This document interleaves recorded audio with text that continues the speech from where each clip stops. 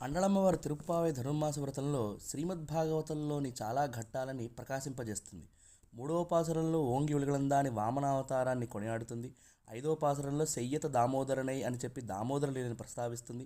ఆరవ పాసురంలో పేయిమిల నంజుండు అంటే పూతన స్తనముల నుండి పాలు తాగి పూతని సంహరించిన వాడా అని అంటుంది.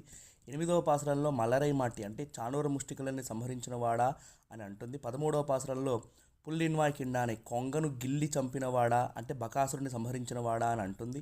15వ పాసురంలో వల్లానై కొన్రానై కువలయాపీడం అనే ఏనుగుని సంహరించినవాడా అని ప్రస్తావిస్తుంది. 24వ పాసురంలో కండ్రకుడిలా ఎరిందాయ్ కజల్పోత్తి కుండ్రుకుడయా విడత్తాయ్ గుణంపోత్తి అని చెప్పి నీ వాత్సల్యమునకి వత్సాసురుని సంహరించినప్పుడు నీ పాదములకు మంగళం అని చెప్పి 24వ పాసురంలో మంగళం పాడుతుంది. 25వ పాసురంలో ఒరిత్తమగనాయ పెరింది ఓరెరువిల్లని కృష్ణావతార రహస్యాన్ని చెబుతుంది. ఒక చోట పుట్టి ఇంకొక చోట పెరిగినవాడా అని